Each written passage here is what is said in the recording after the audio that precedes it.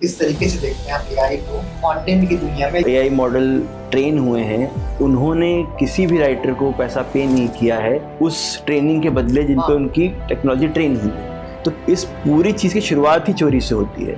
क्या आज के दिन वो आसान है लिख पाना या लोगों तक पहुंचा पाना अपने शब्दों के जरिए? आसान नहीं है, मुश्किल और ज़्यादा इसलिए हो जाता है कि पहले आपके सामने एक बड़ी शक्ति, बड़ी सत्ता होती है जिससे आप लड़ते हैं। लेकिन इस समय की मुश्किल ये है, मुझे आसान जवाब अच्छे नहीं लगते क्योंकि आसान जवाब अक्सर सच नहीं होते। कविता क्या है? मुझे कविता लगता है इट्स सीक्वेंस ऑफ इमेजेस, किस तरह से उनको आपस में जोड़ते हैं, एक के बाद एक दृश्य को किस तरह से बनाते हैं। वो चाहे प्रेम की एक कोई परिभाषा संभव नहीं है। प्रेम सिर्फ दुख सुख, वो जो रोमांचक अनुभव है वो भी नहीं है। प्रेम रहते हुए भी बहुत डार्क हो सकता है। आओ साथी झूठ कहें हम, अपना अपना झूठ कहें हम, आंखों ने जो कभी न देखा सारा सपना झूठ कहें हम। जो नंबर्स होते हैं 3 डिजिट 4 डिजिट सीआर, क्या इनकी बेसिस पे आज के दिन में सक्सेस और फेलियर डिफाइन होने लगा है? मुंबई बहुत दूर से कहती है कि फिर में बहुत बहुत ज्यादा तकलीफें आएंगी, आ सकते हो तो आओ, बाद में मत कहना कि अरे यार इतना मुश्किल क्यों है। तो वो ईमानदारी मुझे अच्छी लगती है इस शहर की। और इस शहर की भाषा जब आप बरतते हैं, कितनी रिस्पॉन्सिबिलिटी आपके ऊपर, उसका इस्तेमाल क्या हो सकता है, आपको बहुत सोचना पड़ता है, उसको समझ के लिखना पड़ता है कि ये जब किसी हाथ में जाए तो मैं कितना अपनी तरफ से एक योगदान दे सकता हूँ कि गलत इस्तेमाल ना हो सके इसका। ईमानदार अगर बने रहें तो शायद आप किसी ऐसी जगह पहुंचेंगे आपको भी विश्वास नहीं होगा कि आप यहाँ कैसे पहुंचे। तो किसी और से ईमानदार रहने की कोई जरूरत नहीं है, अपने आप से ईमानदार रहना चाहिए। हाय हेलो नमस्ते, कविशाला में आप सभी का स्वागत है। हम प्रयास करते हैं कि अलग अलग कहानियां, अलग अलग जो विचार हैं लोगों के आप तक पहुंचा पाएं और उन विचारों के जरिए, उन कहानियों के जरिए अगर एक व्यक्ति की भी जिंदगी में कुछ परिवर्तन आता है या कुछ करना चाहते हैं, उसकी शुरुआत हो सके इन कहानियों के जरिए, तो हमारा प्रयास सार्थक होगा। आज इसी प्रयास में हमारे साथ है पुनीत शर्मा जी। सर बहुत बहुत स्वागत है कविशाला में आपका। शुक्रिया। अलग अलग माध्यमों से हम आपकी कविताएं, आपका साहित्य पढ़ते रहते हैं। मैं आपकी यात्रा में जाने से पहले और जो आपका काम है उसमें जाने से पहले मैं बहुत संक्षिप्त में, अगर आज किसी को बताना हो कि पुनीत शर्मा कौन है, जो इंदौर से आते हैं, मुंबई आते हैं, इंदौर से मुंबई तक की यात्रा प्लस क्या क्या, अगर संक्षिप्त में बताना हो कि जो लोगों को में भी नहीं पता है कि पुनीत शर्मा कौन है, तो किस तरीके से आप बताएं? मैं अपने आप को एक ऐसे इंसान के तौर पे देखता हूँ जो हर दिन ये समझने की कोशिश करता है कि पिछले से क्या बेहतर किया जा सकता है। जो समाज में मेरी स्थिति है, मेरी पहचान है, मैं अपने आप को कितना और बेहतर जान सकता हूँ कि मैं कहाँ खड़ा हूँ और वहाँ से किस तरह बात कर सकता हूँ बाकी लोगों से। तो मैं अपने आप को एक कम्युनिकेटर की तरह देखता हूँ, इसके पास शायद बोलने से बेहतर लिखने का ज़रिया है, जो अपनी बात कह सकता है। तो मैं उस बात को कविता के ज़रिए, उस बात को फिल्मी गीतों में अगर मुझे जगह मिले वो कहने की, उसके ज़रिए अपनी बात करने की कोशिश करता हूँ। तो मैं कहता हूँ मैं एक इस पूरी जो समूह है हमारा बहुत बड़ा, उसके बीच में एक व्यक्ति हूँ जो चीज़ों को समझने की कोशिश कर रहा है और उसको बताने की कोशिश कर रहा है कि वो क्या लग रहा है उसे इस समय के बारे में। इससे मैं आसान शब्दों में यही कह सकता हूँ कि मैं एक भीड़ के बीच में खड़ा व्यक्ति हूँ जो बहुत कुछ चीज़ों पे गौर भी कर रहा है और उन पर कुछ कमेंट्स भी कर रहा है, ताकि शायद समझा सके कि उसे क्या लग रहा है, क्या दिख रहा है। आपने कमेंट्स की बात की, अलग अलग जो भी माध्यम है उनके जरिए कविताएं पढ़ते हैं तो कुछ ना कुछ मुद्दों पर हमेशा बात करते हैं जी। आपने बात की कि आप कमेंट्स के जरिए मतलब अपने लिखने के जरिए कुछ समाज की व्यथाएं या जो भी चीजें चल रही है उसको बताने की कोशिश करते हैं। क्या आज के दिन वो आसान है लिख पाना या लोगों तक पहुंचा पाना अपने शब्दों के जरिए? आसान तो नहीं है, आसान वैसे कभी भी नहीं था वैसे देखा जाए तो, लेकिन हाँ मुश्किल और मुश्किल किस तरह होता चला जाता है और किसके लिए मुश्किल है किसके लिए आसान है, वो उस परिभाषा बदलती चली जाती है।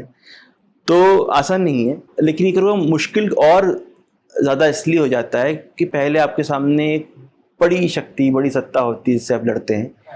लेकिन इस समय की मुश्किल ये है कि जो आपके आसपास के आप जैसे लोग हैं वो भी जब आपसे इत्तेफाक, इस बात से नहीं कि आपके विचारों से इत्तेफाक नहीं रखते, आपके बोलने से ही इत्तेफाक नहीं रखते। जब वो कि बोलना चाहिए नहीं बोलना चाहिए, क्या बोलना चाहिए इस पर नहीं, पर ये कि नहीं बोल सकते आप, तब मुश्किल होती है। लेकिन शायद सबसे सही समय भी यही है, ये वो समय है जब वो सारी शोर छट जाते हैं जो सुविधाजनक तरीके से बातें कर रहे थे। हम आप साहित्य में भी देखें, बहुत जगहों पर देखें जहाँ पे कला के बहुत क्षेत्र हैं, वहाँ से वो लोग जो एक दशक पहले सत्ता के विरुद्ध लिख रहे थे, सत्ता के विरुद्ध बातें कर रहे थे, उन्होंने अपना कैसे स्टांस बदला, किस तरह से उन्होंने अपनी जगहें बदली, इस चीज़ को देखते हुए कि कितना मुश्किल कितना आसान हो चुका है ये कहना।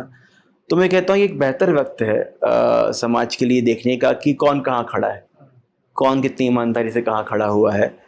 कि अगर मैं मनुष्य हूँ और पानी 25 फुट ऊपर आ जाए तो मुझे 25 फुट ऊपर जाना पड़ेगा कि मैं हवा में ही सांस ले सकता हूँ।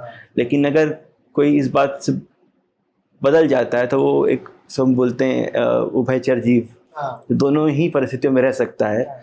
तो आपको समझ में आ जाता है कि अच्छा ये हमेशा से कशेरुकी जीव क्या था ये। तो मुझे अच्छा लगता है अच्छा समय है जब हमें चीज़ें और साफ दिखाई दे रही है कि हमारा समाज क्या है, दरअसल उस समाज के बीच रहने वाले लोग कैसे हैं, वो लोग कैसे हैं जिनको हमेशा हम आदर्श मानते आए या समाज की आवाज़ मानते आए।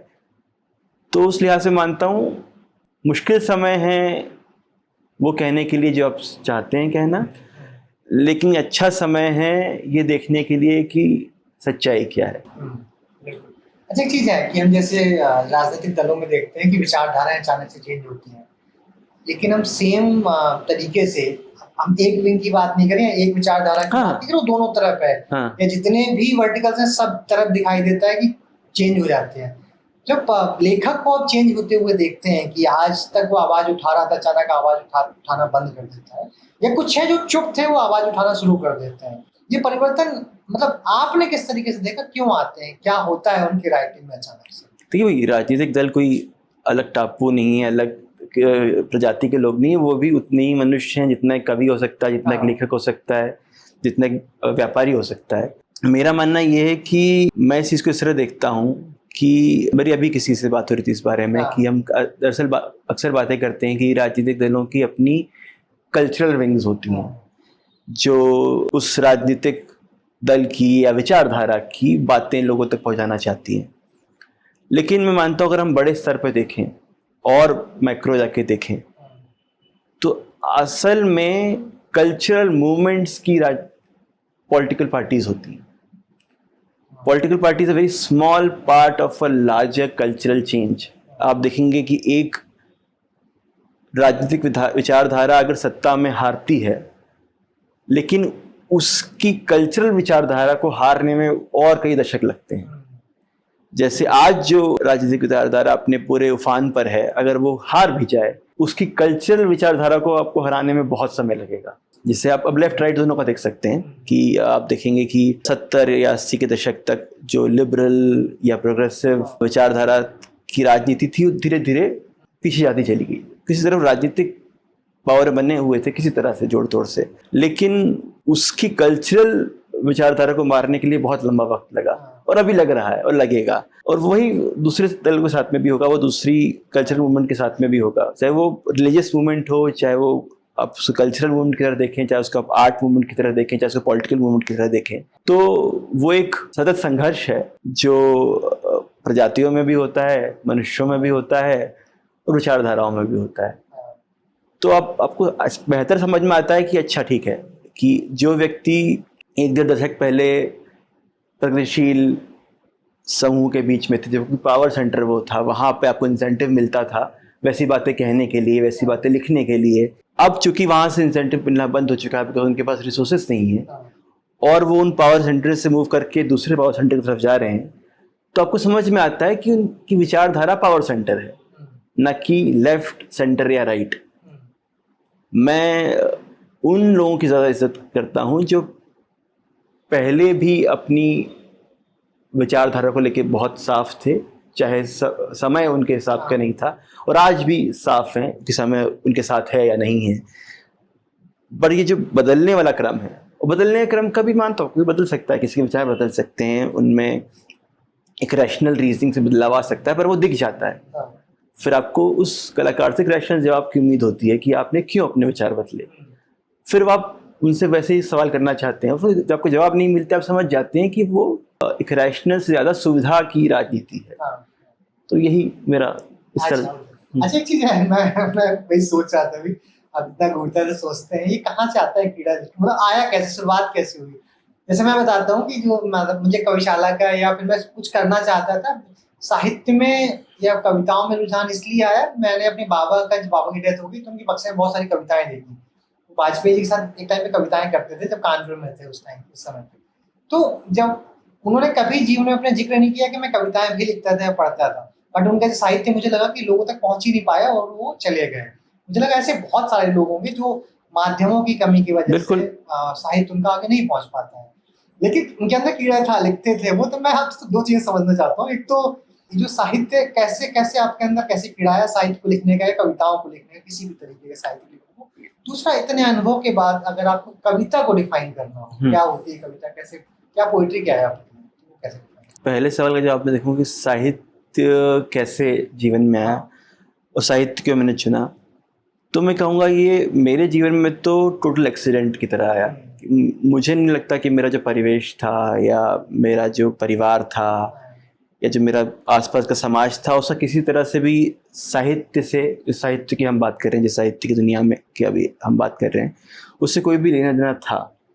मैं जिस घर से आता हूँ बहुत ही ऑर्थोडॉक्स कंजर्वेटिव फैमिली थी।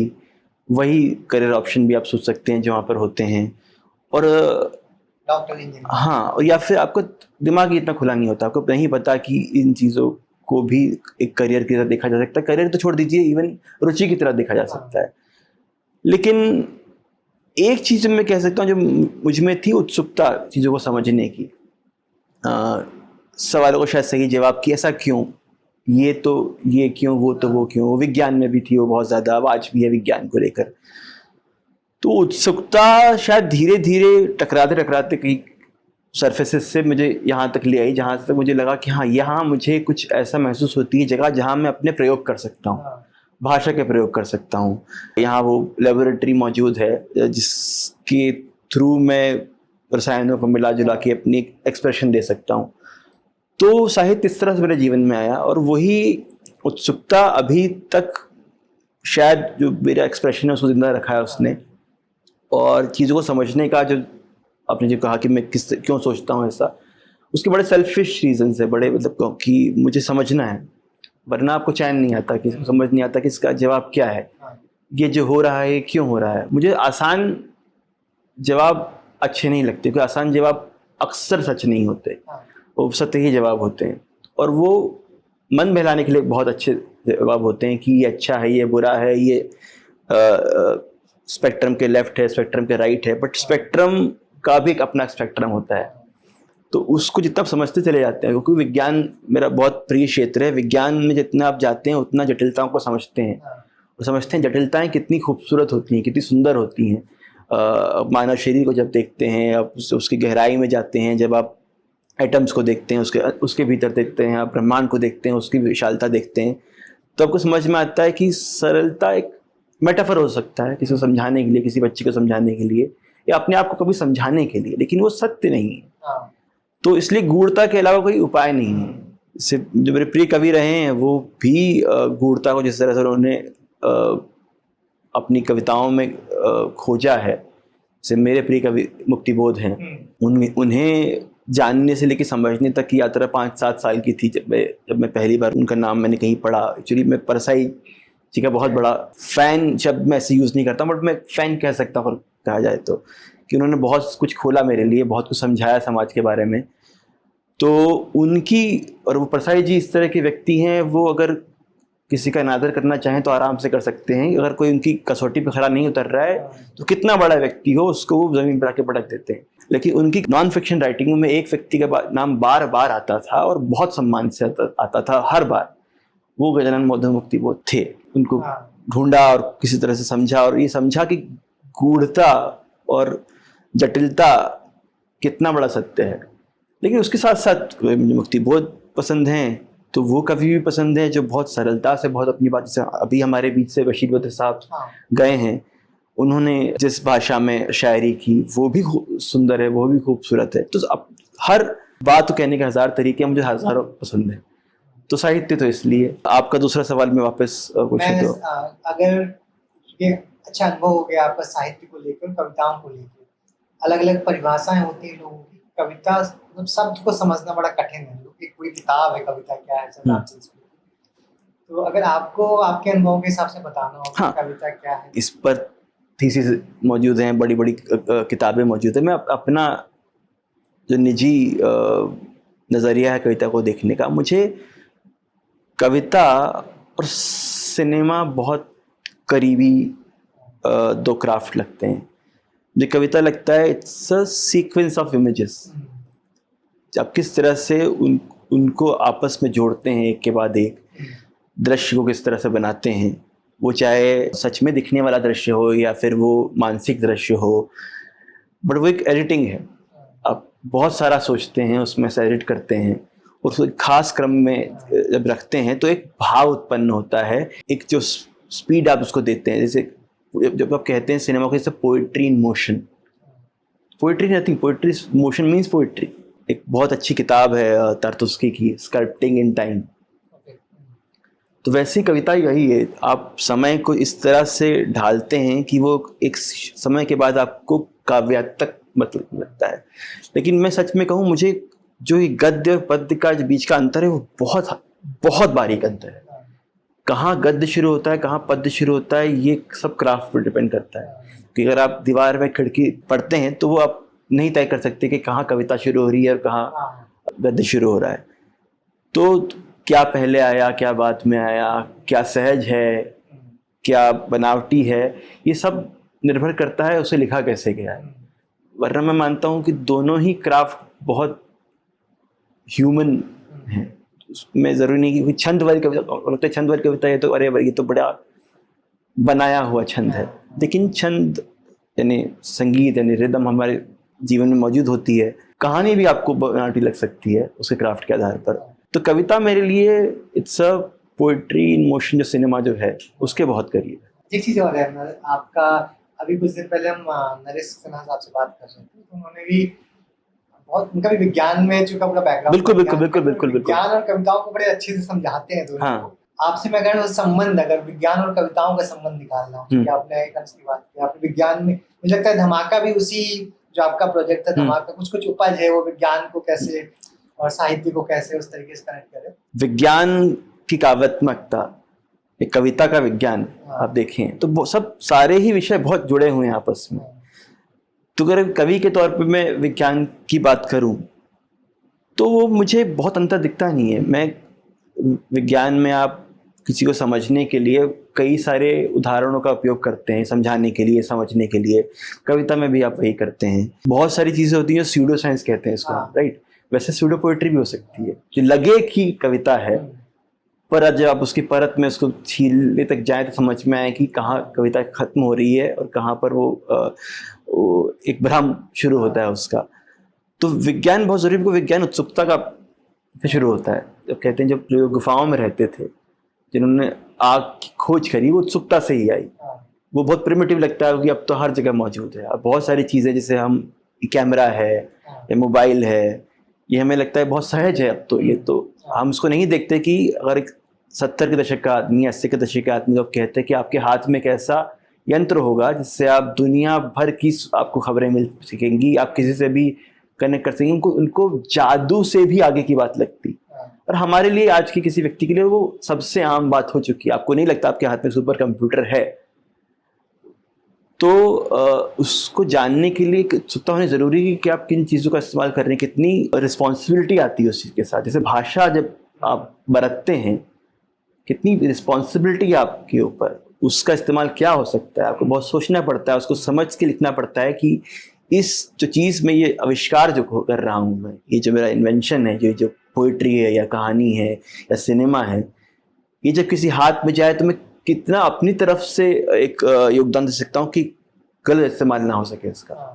तो विज्ञान और तकनीक और कविता और उस रचना का वही मैं संबंध पाता हूँ।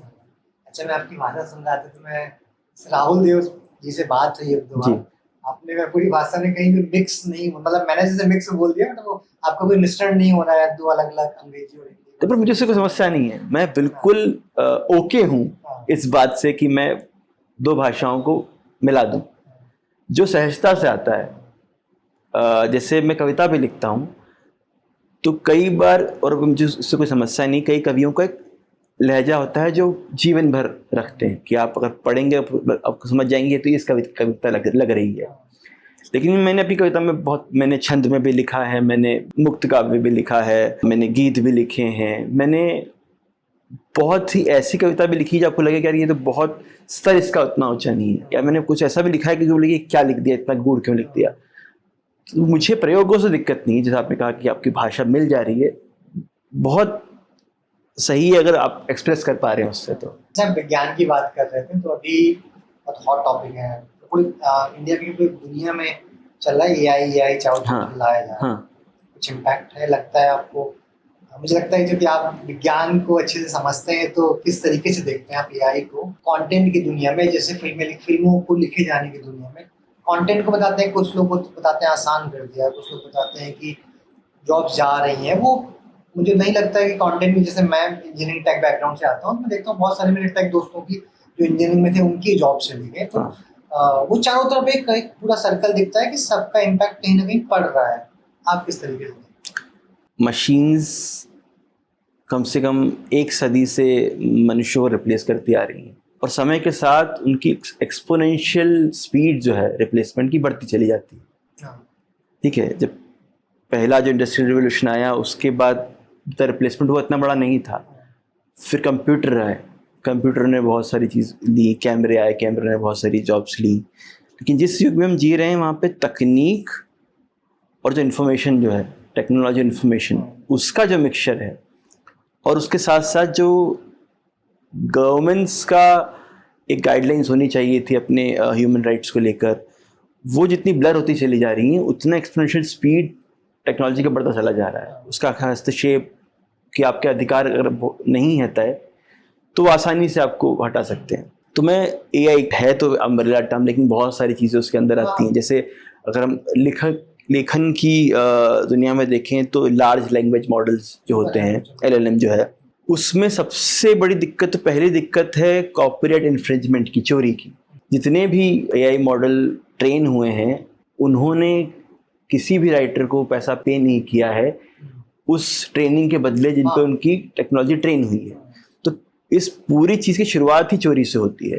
आप देखेंगे एक बहुत फेमस केस था, मुझे व्यक्ति का नाम याद नहीं आ रहा है, लेकिन उसने बहुत सारे रिसर्च आर्टिकल्स पब्लिक कर दिए थे, डाउनलोड किए थे, और उसके लिए उसको 40 से 50 साल की सज़ा हुई थी, और उसके दौरान उसकी मौत भी हो गई। और वही देखते हैं कि जो मल्टीनेशनल कंपनियां हैं पूरे लीगल तरीके से ये काम कर रही हैं। तो सबसे पहली चीज़ जो आती है वो मॉरलिटी वहीं पे ख़त्म हो जाती है।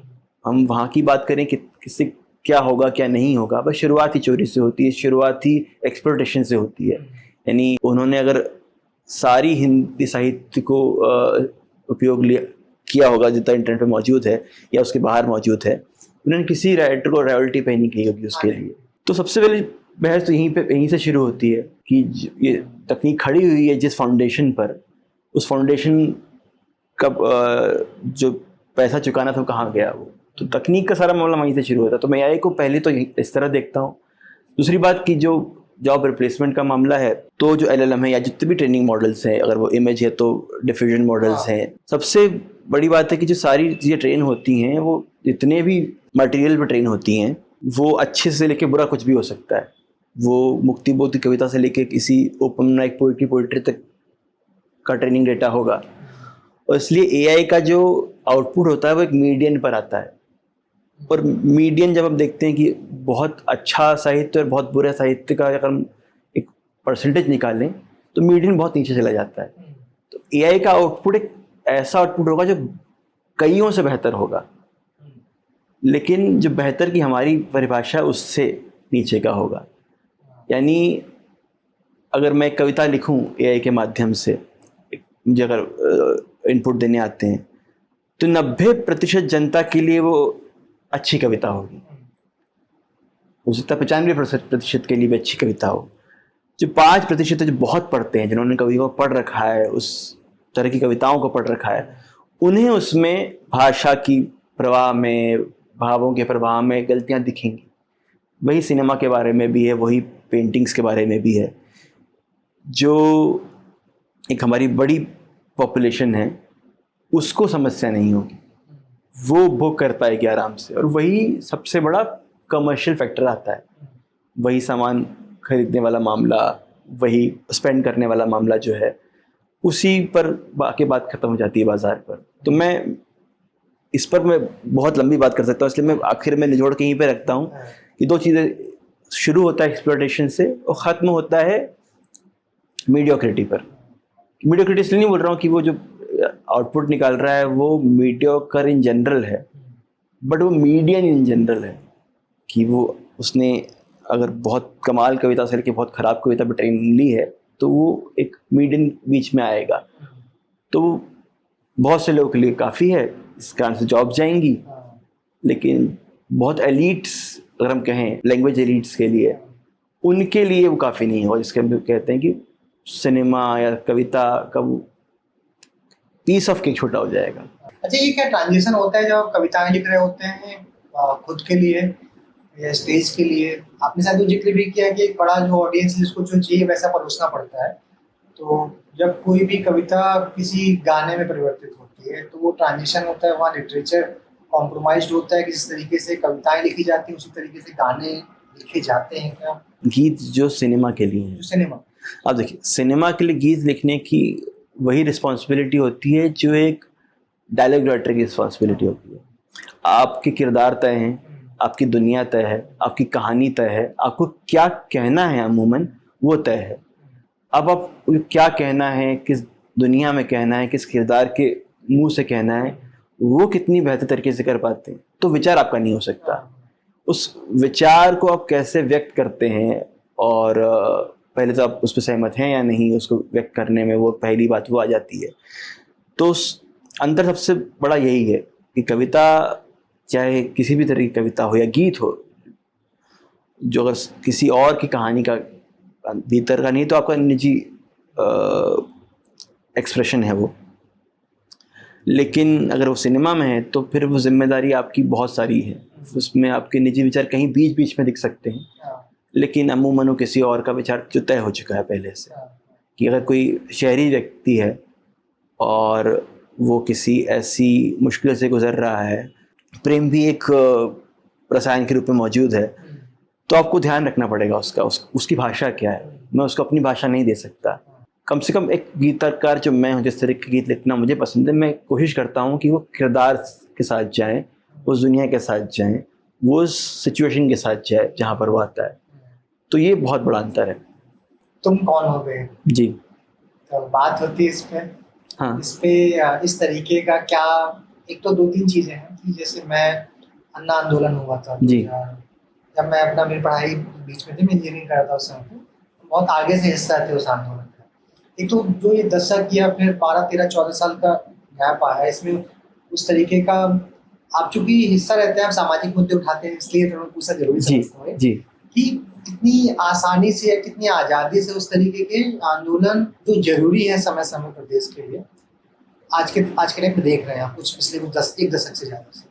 और इस तरीके के जो साहित्य है जो हमेशा आंदोलनों का रूप लेता है, जरूरी है आंदोलन की आवाज़ होना या सामाजिक मुद्दों की आवाज़ होना। मैंने शुरुआत में पूछा था आपसे कि क्या लिखना आसान है आज के दिन में? क्या इस तरीके का साहित्य और गढ़ा जा रहा है, लिखा जा रहा है, लोगों तक पहुँच रहा है, या कॉम्प्रोमाइज है? देखिए वही एक स्वीपिंग स्टेटमेंट देना मुश्किल है कि बहुत कुछ एक साथ हो रहा होता है। ज़रूर जब ऐसे में खासकर मैं इसी कविता के बारे में जब शुरू किया, तुम कौन हो वैसे, ये कविता शुरू हुई थी बहुत निजी कविता की तरह। ये कविता मैंने पहली बार जब लिखी थी शायद 2016-17 का समय होगा। उस समय ये बहुत बातें चल रही थी कि जब क्वेश्चनिंग चल रही थी कि कैसे तय होगा कि आप अपने देश से प्रेम करते हैं या नहीं करते हैं। और बहुत से लोगों ने उसका तरीका, कुछ नारे हैं, कुछ सब्जेक्ट्स हैं जिसको बोल के या फिर जहाँ पर खड़े होकर आप ये साबित कर सकते हैं कि आप अपने देश से प्रेम करते हैं। और मेरे जीवन में भी ये सवाल देश को लेकर भी, प्रेम को इन जनरल लेकर भी आया कि ये कैसे तय होता है कि प्रेम क्या है। क्या वो किसी चौराहे पे खड़े हुए चिल्लाने से तय होता है या किसी एक नारे को लगाने से होता है? जैसे कहते थे वो, हम जब 11th-12th में थे कि आप आर्चीज के कार्ड लेके किसी को दें तो आप प्रेम करते हैं, किसी को आप गुलाब दें तो प्रेम करते हैं। ये अच्छे रूपक हैं, लेकिन असल में आपका प्रेम ये सिंबॉलिकली दिख सकता है, बढ़कर कोई ना करे, लेकिन उसके जीवन में, उसके विचारों में, उसकी छोटी छोटी चीज़ों में किस तरह से वो किसी व्यक्ति को चाहता है, दिखता है कि उसको किस तरह से, अगर वो ये ध्यान रखता है कि उसे चोट ना पहुंचे, कुछ ऐसा काम ना करे जिससे उसको हर्ट हो, या फिर उसके अच्छाई के लिए क्या अच्छा है, क्या उसके लिए बुरा है, उस बातों का ध्यान रखे, वो भी प्रेम ही है। इसे जब मैं बड़ा हुआ, एक समय बाद मैंने अपनी मम्मी के पैर छूने बंद कर दिए। मैं गले लगता था, मेरे रिश्तेदार बोलते थे, अरे तुमको माँ का सम्मान नहीं करते, तुम तो इज्जत नहीं करते अपनी मम्मी की। मुझे लगता था कि यार मेरी मम्मी को इस बात से कोई दिक्कत नहीं है, मुझे कोई दिक्कत नहीं है, तुम कौन। उसी विचार से ये आया कि मुझे अपने देश से प्रेम है, और बहुत इसलिए प्रेम है क्योंकि और उसके लिए कोई चारा ही नहीं है। मैं किसी दूसरे देश में नहीं रहा हूँ, मैं इसी देश में रहा हूँ जिसका अच्छी बुरी सारी बातें, मेरी मम्मी से झगड़ा भी होता है मेरा, ठीक है, बहुत सी बातों से असहमति भी होती है, वैसे ही मेरे देश से है। मैं यहीं रहा हूँ, मुझे यहीं का खाना पसंद है, यहीं की आबो हवा मैं जानता हूँ, यहीं के लोगों के बीच में पला बड़ा हूँ। जो मेरी कविता है, मेरी भाषा है, जो मेरा रहन सहन है, जो मेरा बात करने का तरीका है, वो इतने सारे लोगों से आया है, मैं जाके ट्रेस भी नहीं कर सकता, लेकिन सब कुछ इसी देश से आया है, उसी मोहल्ले से आया है, उसी शहर से आया है। तो प्रेम न करने का कोई मेरे पास कारण नहीं है। लेकिन प्रेम की जो आपकी परिभाषा है और प्रेम की जो मेरी परिभाषा है वो बहुत अलग होगी, और आप उसको क्वेश्चन नहीं कर सकते। और दूसरा जो आपने कहा कि बहुत, हाँ बिल्कुल, जब एक मूवमेंट खड़ा होगा और बहुत सारे लोग उसके नीचे आएंगे, एक बहुत बड़ी भीड़ खड़ी होगी, तो बहुत संभव है कि ऐसे लोग भी मंच पर आए जो मंच पे आना चाहते हैं, जो उनको लगता है उस मंच से उनको कुछ किसी का फायदा पहुंच सकता है। किसी भी तरह का मंच हो, हमेशा हो सकता है और हमेशा होता है। तो ये काम उन लोगों का है जो उस मंच पे हैं, उस मंच के नीचे हैं, जो सवाल करते रहें, मेरे जैसे व्यक्ति से भी सवाल करें, किसी और से भी सवाल करें, बार बार लगातार, तभी समझ में आएगा उनको कि क्या सही क्या गलत है।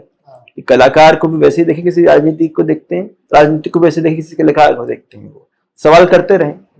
आपने जिस तरीके से प्रेम को परिभाषित किया, मैं आपसे मतलब पूछना चाहता था एक्चुअली कि आप क्रांति भी लिखते हैं और प्रेम को भी इतने अच्छे तरीके से समझाते हैं, तो अभी कुछ ऐसा जो रह गया हो आप लिखना चाहते हो? मैं इसलिए पूछ रहा हूँ कि कुछ लिखना चाहते हैं, समाज में जो चीजें दिख रही हैं उसकी वजह से आप क्या कुछ ऐसा है जो नहीं लिख पाए अभी तक, वो चाहे फिल्मों के लिए हो, चाहे खुद की कविताओं के लिए हो, चाहे फिल्मों के गानों के लिए हो, या फिल्मों की कहानियों के लिए, कुछ रह गया जो लिखना चाहते हैं? देखिए, मैं खुद की कविताओं के बारे में कहूँ तो मैं उस सारे भावनाओं पर लिखा है मैंने, जो मुझे महसूस हुई, जिसके बारे में मुझे समझने की कोशिश करना चाहता था कि क्या है जो मेरे भीतर चल रहा है, या जो क्या है जो मैं देख रहा हूँ मुझे समझ में नहीं आ रहा, उन सब पे कविताएं मैंने लिखी है, क्योंकि वो मेरा निजी अनुभव भी है और उसमें मुझे किसी की इजाजत की जरूरत नहीं है। लेकिन सिनेमा जहाँ आता है, या फिर जहाँ पे कमर्शियल चीजें शुरू होती हैं, वहां पे किसी और की इजाजत की जरूरत होती है आपको। तो बहुत से ऐसे भावनाएं जिन पे मैं लिखना चाहता हूँ सिनेमा, मुझे लगता है कि जरूरी है लिखा जाना। इवन मैं प्रेम की बात करूं कि प्रेम एक विषय में कहूँ, अगर एक विषय है तो विज्ञान भी एक विषय है। या विज्ञान एक 4-5 पन्ने या 20 पन्ने या 30 पन्ने 40 पन्ने की किताब में समा सकता है? नहीं समा सकता। वो एक लाइब्रेरी में भी नहीं समा सकता। वैसे ही प्रेम है, प्रेम की एक कोई परिभाषा संभव नहीं है। जैसे दो रसायन जब मिलते हैं, कितनी मात्रा में मिलते हैं उससे भी तय होता है कि एंड प्रोडक्ट क्या होगा। कितने रसायन मिल रहे हैं, एक व्यक्ति अरबों रसायनों का मिश्रण होता है अलग अलग तरह के। जब दो व्यक्ति आपस में मिलते हैं और उनके बीच में जो होता है उसे अगर आप एक नाम देना चाहते हैं प्रेम का, तो प्रेम क्या होगा, बिल्कुल नई तरह की चीज होगी। लेकिन अमूमन होता है कि हमें बताया जाता है आप इस ढांचे में फिट होते हैं तो यहाँ से प्रेम शुरू होता है, उस ढांचे के बाहर खड़े होते हैं तो यहाँ से वो कुछ और शुरू होता है। और मुझे लगता है ये बहुत ही सतही परिभाषा है। इसलिए प्रेम को लेकर भी मेरी बहुत सारी रचनाएं जो मैंने खुद के लिए लिखी है, मैं चाहता हूं कि वो एक्सप्लोर हो, लोगों समझ में आए कि प्रेम सिर्फ दुख सुख, वो जो रोमांचक अनुभव है वो भी नहीं है। प्रेम रहते हुए भी बहुत डार्क हो सकता है, प्रेम रहते हुए बहुत पीड़ादायक हो सकता है, प्रेम रहते हुए भी बहुत ज्यादा इंटेलेक्चुअल हो सकता है, बहुत कुछ हो सकता है और बहुत बचपने का भी हो सकता है। लेकिन हमारी समस्या सोसाइटी के तौर पे यही है कि हम चीजों को बहुत जल्दी ढांचे में डाल के, एक टैग डाल के साइड में करना चाहते हैं कि आसान है, सहज है। जो मैं कहता हूं गूढ़ता और जो चीजों को आसान कर देना, सरल नहीं आसान कर देने का जो मामला है वो प्रेम में भी है। वो हर चीज में। तो मैं क्रांति, देखिए क्रांति यही है ना, जब आप किसी ढांचे को तोड़ते हैं और उससे बाहर आते हैं, क्रांति है। आप एक उस विचार के विरुद्ध जाते हैं जो तय किया जा चुका है। प्रेम जो एक समय पे क्रांतिकारी विचार रहा होगा, अब मुझे लगता है वो बहुत ही दकियानूसी सोच हो गई है। वो एक अपने आप में इंस्टीट्यूशन बन चुका है, एक संस्था बन चुका है जो तय करती है कि प्रेम यहाँ से शुरू होता है, प्रेम यहाँ पे खत्म होता है, जैसे शादियां होती हैं। ये फैक्ट है कि आपने विज्ञान की बात की कि एक एटम को डिफाइन करने के लिए हजारों किताबें, लाखों किताबें लिख दी गई, इलेक्ट्रॉन, प्रोटॉन, न्यूट्रॉन को कैसे क्या करना है उसके लिए हजारों किताबें। तो जब वो एक किताब में समाहित नहीं हो सकती तो कविता कैसे छोटी से छोटी किताब में आ सकती है। मुंबई कठिन है। हाँ, बहुत कठिन है, लेकिन ईमानदार रूप से कठिन है। जब मैं बार बार कहता हूँ कि मुंबई की सबसे अच्छी बात ये लगती है कि मुंबई बहुत दूर से कहती है कि वो बहुत कठिन है, क्योंकि झांसा नहीं देती आपको कि पहले आप आ जाए फिर बताए कि वो कठिन है। हम कम से कम जब से हमने पहली बार नाम सुना तो यही पता कि अरे बहुत बड़ा शहर है, बहुत मुश्किल शहर है, मुंबई में इतनी तकलीफ है, मुंबई ये तकलीफ है। तो मुंबई बहुत दूर से कहती है कि फिर मैं बहुत बहुत ज्यादा तकलीफें आएंगी, आ सकते हो तो आओ, बाद में मत कहना कि अरे यार इतना मुश्किल क्यों है। तो वो ईमानदारी मुझे अच्छी लगती है इस शहर की, और इस शहर के लोगों की भी ईमानदारी। मतलब उसको आप रूडनेस समझें, लेकिन मुंबई एक वर्क स्पेस है। यहाँ हर व्यक्ति हर समय खाली भी बैठा है तो काम कर रहा है, जब वो ट्रेन में बैठा है तब भी काम की तरफ जा रहा है, एक काम से काम की तरफ लौट रहा है।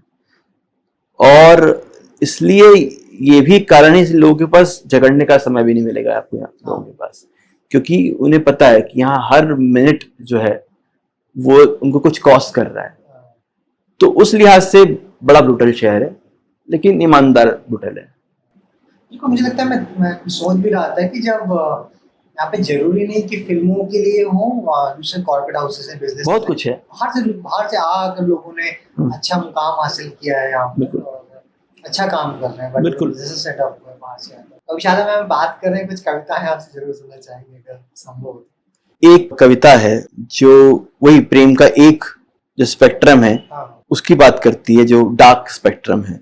कविता का नाम है आओ साथी झूठ कहें हम। तो ये मेरा मानना है कि किसी भी प्रेम में ये संभव नहीं है, किसी भी रिश्ते में संभव नहीं है कि दो लोग दूसरे से झूठ ना कहें, कुछ छिपाए नहीं। मतलब इतना पारदर्शी होना तो व्यक्ति के लिए, अपने आप के लिए भी संभव नहीं होता है। वो अपने आप से भी झूठ कहता है, अपने आप के मन को बहलाने के लिए, इस बात को बार बार अपने से कहने के लिए सब सही है, सब सही है, सब सही है। क्या सब सही होता है? नहीं होता है।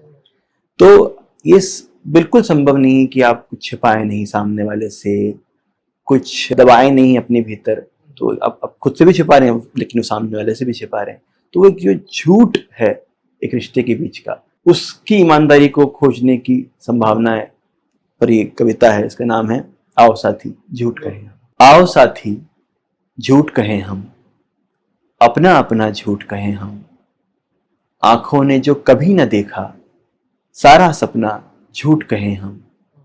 मीठी मीठी बात परोसें, मीठी मीठी बात परोसें, कड़वी बातें चबा जाए हम। होठों की मुस्कान के पीछे दांत का किसना दबा जाए हम। मन की चोट छिपाए मन में, ऊपर से मजबूत दिखे हम। उलझाने की आदत डालें, सीधी पीड़ा नहीं लिखे हम। एक दूजे को धोखा देकर उस धोखे को प्यार कहें हम। पीठ में गहरा घोंप के खंजर, खंजर को उपहार कहें हम। दिल में बस जाएं यानी कि उस पर रेंगें बनकर इल्ली। एक बिस्तर पे सोएं जैसे लाश के साथ में बर्फ की सिल्ली। एक दूजे की आह बने पर किसी और की चाह भी रखें। मंजिल के वादे तो कर लें, जेब में दूजी राह भी रखें। गर्दन सहलाते सहलाते एक फंदे का नाप भी ले लें। दो बोसों के बीच में छिपकर किसी और का स्वाद भी ले लें। संग उसी के होगा अब तो जीना मरना झूठ कहें हम। सच से काम चले तो अच्छा, सीधे वरना झूठ कहें हम। आओ साथी झूठ कहें हम, अपना अपना झूठ कहें हम। आंखों ने जो कभी न देखा सारा सपना झूठ कहें हम। हमने चेहरा चुना था आखिर, हम्म, हमने चेहरा चुना था आखिर, वो तो बासी होना ही था। मन से मन को टकराना था, रूप तो जादू टोना ही था। चोट लगे जो नरम से दिल पे, अंदर अंदर चीखते रहना। तोड़ के एक दूजे का संबल, खुद खुश रहना सीखते रहना। अगर रूबरू पीड़ा सहते एकदम से आगे भर आए, ऊपर उठ के माथा चूमे, यूं आंखों की टीस छिपाएं। मरी आत्मा के चिथड़ों को रफू मार के खुशी से रहिए, बिना जताए नोचते रहना, अपने नाखूनों से कहिए। मानो जैसे खेल हो कोई, जिसमें दर्द का पासा होगा, जहर बुझे दांतों के ऊपर एक गुलाबी झांसा होगा। गम देते अगर पकड़े जाओ, कह देना हम टूट गए हैं। फेंक के पत्थर बता रहे हैं कि हम पीछे छूट गए हैं। जितना हमने खुद से बोला, उससे उतना झूठ कहें हम। वक्त भी हमको सिखला देगा, कितना कितना झूठ कहें हम। आओ साथी झूठ कहें हम, अपना अपना झूठ कहें हम। आंखों ने जो कभी ना देखा, सारा सपना झूठ कहें हम। बहुत शानदार। मैं सोच रहा था एक दिन कि जैसे मुझे फिर से भी रिसेप्शन जी की याद आती है, याद उनसे बात चूंकि कुछ दिन पहले कर रहे थे हम, लखनऊ में। तो उन्होंने बताया कि मतलब विज्ञान जैसे होता है गणित में और कविता में फर्क यही होता है, गणित में 2+2 4 ही हो सकता है, कविताओं में 2+2 कवि क्या बोलना चाहता है वो डिफाइन करेगा कि वो कभी 22 बोलना चाहता है, वो 4 बोलना चाहता है। ये अगर मैं इस पे भी अगर गहराई में जाऊं, गणित में आम भाषा में जिसको हम गणित हम जब आम जीवन में इस्तेमाल करते हैं, वहां 2+2 4 हो सकता है। लेकिन गणित की कई ऐसी शाखाएं हैं जहां पे 2 का मतलब समझने में आपको जीवन गुजर सकता है, जहां पर इस बात पे बहस है कि 2 मतलब क्या, 1 मतलब क्या। संख्याएं सुविधा है या सच है, तो वहां भी बहुत बड़ा स्पेक्ट्रम है इस बात को बहस करने का। मैं आपके साथ में एक अलग बातचीत सेट करूंगा जिसमें विज्ञान और कविताओं पे भी ही बात बिल्कुल करेंगे। बिल्कुल मैं भी थोड़ा रिसर्च करके रखूंगा। बिल्कुल। अच्छा, आपके बारे में जो पढ़ते हैं तो पीयूष मिश्रा का नाम आता है जी, ना? क्या रोल है, किस तरीके से? मैं जब थिएटर कर रहा था इंदौर में, तो उस वक्त मैं वही समय भी था जब मैं बहुत सारी उलझनों से गुजर रहा था कि मैं क्या कैसा लिखना चाहता हूँ, किस तरह की दिशा में जाना चाहता हूँ। तो उस वक्त जब मैं एक थिएटर ग्रुप में था, वहाँ पे एक और ग्रुप मेंबर था, उसने मुझे एक गीत सुनाया जो किसी नाटक का गीत था। जब मैंने सुना तो मुझे एकदम से बहुत जोर से हिट करा, उसकी भाषा ने भी, उसके बिंबों ने भी। तो मुझे लगा कि किसने लिखा है। तो उसने बताया कि दिल्ली में एक थिएटर ग्रुप है एक्ट वन करके, वहाँ पर एक एक्टर भी हैं, कंपोजर भी हैं, राइटर भी हैं, पीयूष मिश्रा, उन्होंने लिखा। तब तक नहीं जानते थे हम पीयूष मिश्रा को उस तरह से जिस तरह से आज जानते हैं सिनेमा में आने के बाद। तो मैं किसी तरह ढूंढ ढूंढ के मुझे उनकी मेरे मंच की सरगम की जो किताब है जो मिली थी उस वक्त, एक्ट वन पब्लिकेशन से निकली थी उस वक्त वो। तो वो जब मैंने वो गीत पढ़े, मुझे लगा कि हाँ, ये वो नाटक के गीत हैं, जो गीत इनको मानता हूँ मैं, जिस तरह के गीतों में विश्वास रखता हूँ, जिसमें वो भाषा है, वो राजनीति है, वो समझ है, वो लय है, वो रिदम है, जिससे मैं बहुत करीबी महसूस करता हूँ। तो वो पहली मेरा परिचय था। उसके बाद मैं थिएटर कर रहा था, किसी तरह रेडियो में पहुंचा, रेडियो में काम कर रहा था। और उस वक्त जब मैंने तय कर लिया था कि मैं अब मुंबई जाऊंगा और फिल्मों में मुझे गीत लिखना है, क्योंकि मुझे लगा कि ये अच्छा जरिया है बहुत लोगों तक पहुंचने का। तो उस समय मुझे लगा कि मुझे किसी व्यक्ति से राय लेनी है, तो मुझे लगा एक ही व्यक्ति जिसे पूछ सकता हूँ कि हाँ या ना। तब तक मैं कभी बात नहीं हुई थी मेरी, लेकिन क्योंकि रेडियो में था तो सारे आपके पास कॉन्टेक्ट मौजूद होते हैं। तो मैंने उनसे संपर्क किया, उनको भी लगा किसने कॉल किया, क्यों एकदम से कॉल आपके पास आ जाए तो आप क्या सोचेंगे। फिर उन्होंने 3-4 बार बात करी उनसे और मैंने बताया कि मैं आना चाहता हूँ। और तो उन्हें लगा देखो यार, एक जो मैंने बात की जिससे मुझे बहुत क्लैरिटी मिली कि मुझे नहीं पता कि तुम में टैलेंट है या नहीं, तुमसे मिला नहीं है, तुम्हारा कुछ काम पड़ा नहीं है, लेकिन अगर तुमको लगता है कि तुम में टैलेंट है, सच में है, तो आ जाओ। और अगर तुम में टैलेंट होगा तो मुंबई ऐसा शहर है, तुमको 365 दिन काम ना मिले, 366 दिन काम जरूर मिल जाएगा।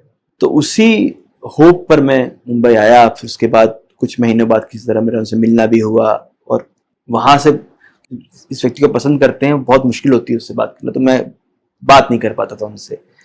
अभी भी अमूमन देखा जाए तो वैसे ही है। तो क्या वहाँ से मेरा जो है रिश्ता शुरू होता है हमसे।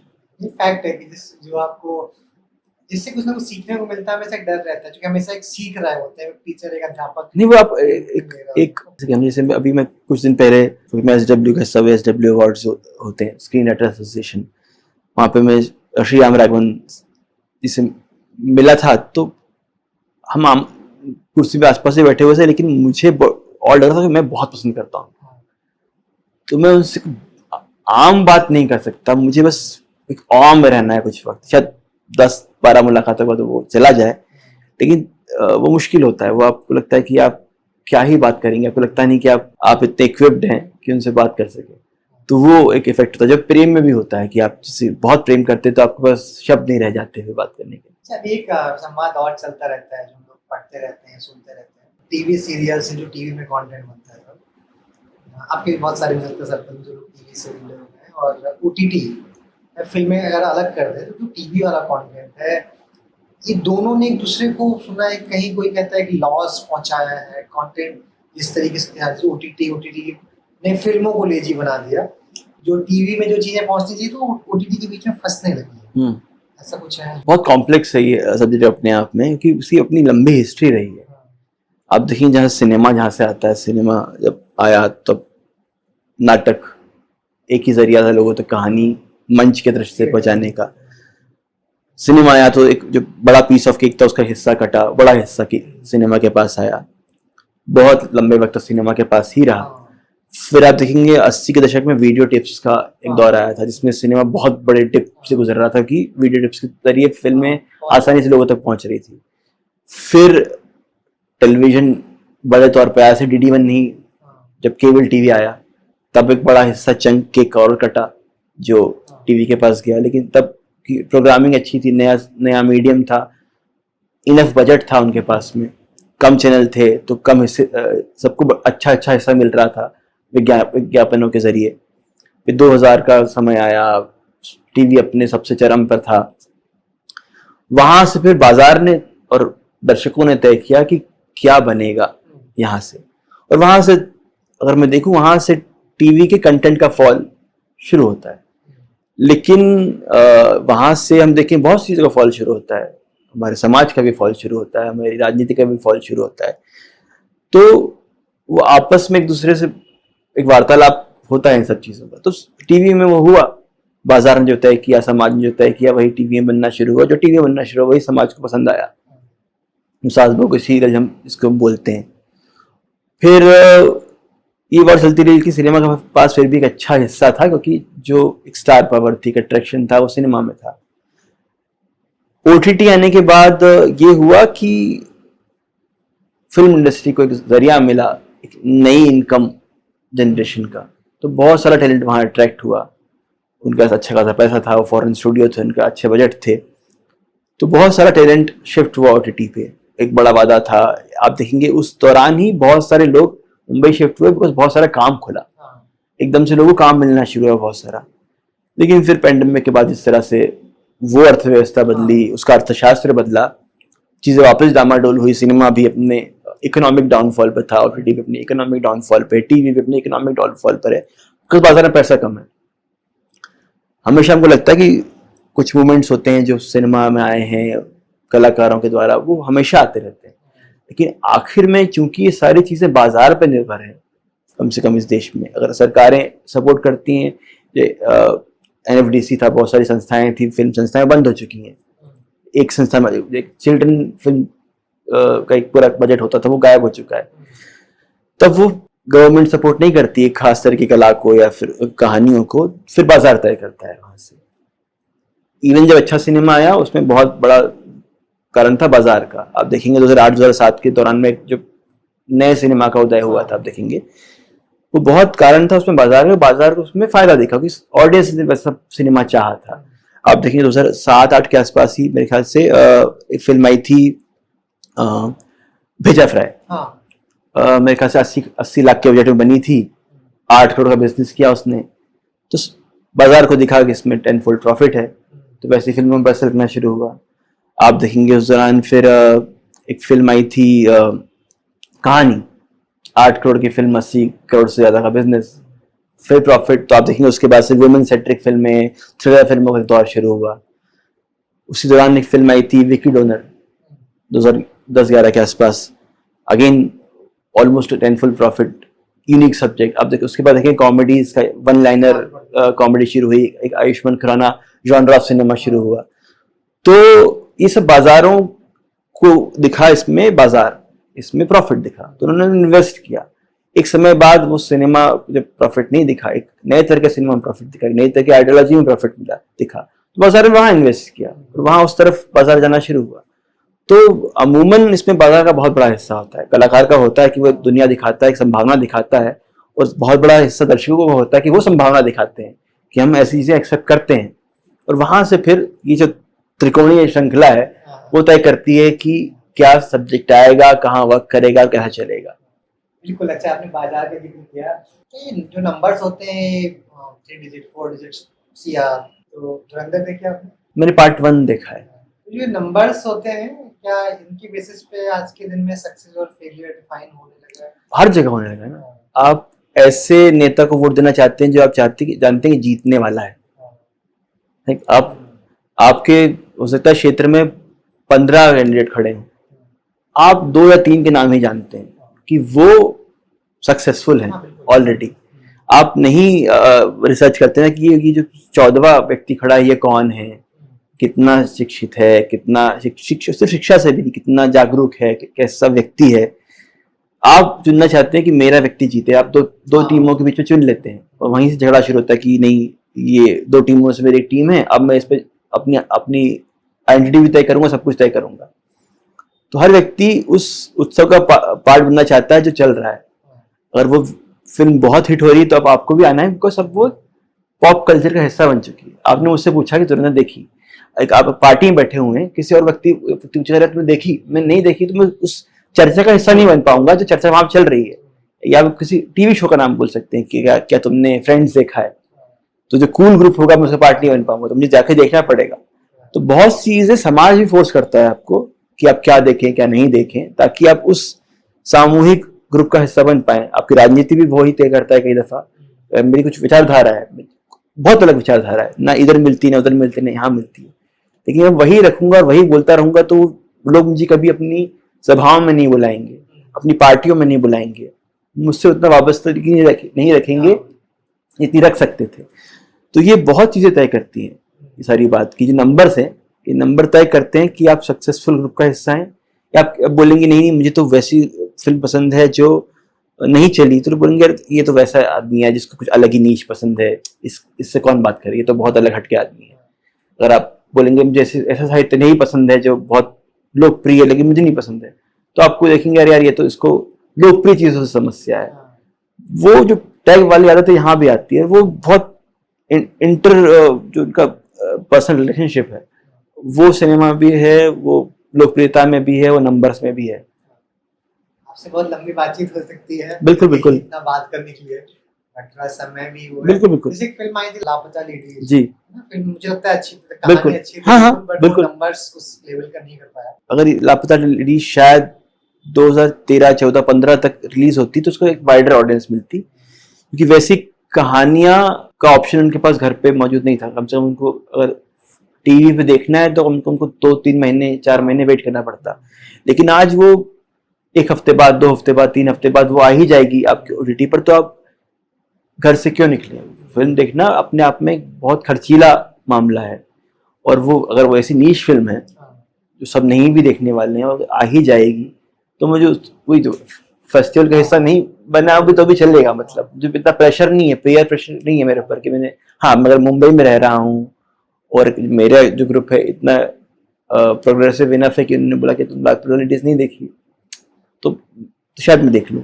2 तरीके होते हैं, अच्छी फिल्में और बुरी फिल्में, सबके देखने के बहुत सारे कारण हो सकते हैं, तो उसमें भी नंबर का गेम वही वैसे ही चलता है। ये बहुत अच्छी बातचीत हुई, और आखिरी में चूंकि आप इंदौर से मुंबई आए, बहुत जैसे मैं यूपी से आता हूँ, यूपी में भी बहुत पिछड़ा एरिया बुंदेलखंड वाला, हाँ, की कहानियां सुनते रहते होंगे आप। हाँ, तो वहां से आता हूँ, तो वहां पे ना लोग एक दायरे होते हैं सपने देखने के वहाँ कि जैसे मैं था बचपन में सोचता था कि मेरे जो सोसाइटी में या मेरा पूरा मेरा 1-2 किलोमीटर की रेंज का एरिया था, वहाँ पे कोई इंजीनियर नहीं रहा होगा, तो वहाँ पे किसी का बीटेक करना ही अपने आप एक अचीवमेंट है। बिल्कुल। सपने कम देखते हैं लोग। हाँ। बहुत सारे कारण है कि जैसे आपने शुरुआत में बोला कि कुछ फिक्स इंजीनियरिंग कर ली, मेडिकल के लिए, उसमें तुरंत रिटर्न्स दिखने लगते हैं, एटलीस्ट जॉब मिलेगी, कुछ पैसा आना शुरू हो जाएगा। तो जो आर्टिस्टिक इवन अभी थोड़ा चेंज आया है विद द टाइम, जैसे कि टेक्नोलॉजी बढ़ी है, सोशल मीडिया का इवॉल्व हुआ है, जो ग्रामीण जगह हैं, उन लोगों को, जो लोग वहाँ से आते हैं, वहाँ पे सपने देखते हैं, बट सपने किसी भी तरीके से आगे बढ़ने में जो समस्याएं दिखती हैं, इसलिए वो आगे नहीं आते हैं या फिर प्रयास नहीं करते हैं। आपने इंदौर से मुंबई आए, आपने एक अच्छी यात्रा रही आपकी, बहुत लोगों ने आप मतलब मिले होंगे जो आपको गिराने में और उठाने में भी आपको हेल्प करी होगी, तो उन लोगों के लिए आप क्या बोलना चाहेंगे कि कैसे आगे बढ़े, कैसे एटलीस्ट शुरुआत करें आगे बढ़ने की? अक्सर वही सपने पैकेज में मिलते हैं, कहीं पे दिख जाता है कि यहाँ पे इसका इतना पैकेज होगा, चाहे कविता हो, चाहे वो कला हो, चाहे वो इंजीनियरिंग, चाहे डॉक्टरी हो, कुछ भी हो। मेरा मानना है कि आप किसी को भी किसी विषय को छोटा बड़ा कम ज्यादा कर नहीं देखना चाहिए। जरूर नहीं कि कलाकार होना एक बड़ी बात है। मैं मानता हूं कि अगर कोई व्यक्ति गार्डनिंग में जाता है और वो उस विषय की बहुत गहराई में जाता है, तो एक समय आता है जहां से आपको हॉर्टिकल्चर एक्सपर्ट बोलना शुरू करते हैं लोग, जहां पे आपको बॉटनिकल एक्सपर्ट बोलना शुरू करते हैं लोग, जहां आपका समझ उस विषय में इतनी गहरी और विस्तृत होती है कि आपको लोग सुनना चाहेंगे, आपसे बात करना चाहेंगे। वही चीज साहित्य में हो सकती है। तो मैं चाहता हूँ कि हर व्यक्ति समझे कि वो किस अपनी सपने से बहुत ईमानदार रहे और वो उसके साथ कितना समय बिता सकता है बिना किसी इंसेंटिव के। अगर आपको कविता से प्रेम है, या आपको विज्ञान से प्रेम है, या आपको गणित से प्रेम है, या आपको इवन चार्टर्ड अकाउंटिंग करनी है, बैंक में जाना है, इकोनॉमिक्स में जाना है, क्या एक समय ऐसा है जब आपको उसके बदले कोई पैसा नहीं मिलने वाला, तब भी क्या आपका प्रेम बरकरार रहेगा उसके साथ में, या आपको उससे कोई वाहवाही नहीं मिलने वाली, तब भी अकेले एकांत में आप उस विषय से उतना ही प्रेम करेंगे जब उसके साथ कोई इंसेंटिव या वाहवाही या कोई आपको रिकग्निशन मिलेगा। तो सपना वही देखिए जो ईमानदार हो, जिससे आप सच में, और उसके लिए बहुत बार आपको समझना पड़ेगा, बहुत आसान नहीं है। मेरे लिए जहाँ मैं हूँ सर्रियल है कि मैं यहाँ कैसे बैठा हूँ, मुझे नहीं पता कि इस मुंबई में, इस इलाके में, ऐसी बिल्डिंग में कभी बैठा होता। मुझे जीवन में ये सपना नहीं बोल सकते, अपसर्ड सपना भी नहीं आ सकता था कभी। ऐसे एक इंसिडेंट हुआ था कि बहुत बड़े डायरेक्टर हैं, उनके ऑफिस में बैठा हुआ था और मुझसे वो सवाल पूछ रहे थे कि क्या ठीक रहेगा, क्या ठीक नहीं रहेगा। फिर लोग चले गए मीटिंग रूम से, मैं अकेला बैठा हुआ था, ऐसे मैं अपना लंच कर रहा था। सडनली मुझे हिट हुआ, सन 2000 का समय था, मेरे ही इलाके में बहुत बड़ा सिनेमा हॉल था, वहाँ पे फिल्म 2000 की बात थी, फिल्म रिलीज हुई थी, और वो हमारे शहर का बड़ा सिनेमा हॉल था। उसका पार्किंग लॉट इतना बड़ा था इसमें सिनेमा हॉल एक और बन जाए, वो पूरा भरा हुआ था, और उसके बाहर एक लंबी लाइन लगी हुई थी टिकट की। उस लाइन में मैं अपने भैया के साथ खड़ा हुआ था, और वो इसी डायरेक्टर की फिल्म थी। तो मुझे लगा भाई ये बहुत मैजिकल रियलिज्म, ये कैसे संभव हो सकता है, ये तो असंभव है, ये मैंने तय नहीं कर सकता था, कभी तय नहीं कर सकता था, कोई तय नहीं कर सकता है। तो वही आप ईमानदार अगर बने रहें तो शायद आप किसी ऐसी जगह पहुंचेंगे आपको भी विश्वास नहीं होगा कि आप यहाँ कैसे पहुंच गए। तो ईमानदार रहना बहुत जरूरी है। बिल्कुल, मुझे लगता है ईमानदारी से जो कंटिन्यूअस काम है, मेहनत है, वो करते रहिए। तो किसी और से ईमानदार रहने की कोई जरूरत नहीं है, अपने आप से ईमानदार रहना जरूरी है। एक्सपेक्टेशंस नहीं रखनी चाहिए अपने आप से, लेकिन ईमानदार रहना बहुत जरूरी है। बहुत बहुत धन्यवाद, अच्छी बात। आपका भी बहुत बहुत धन्यवाद।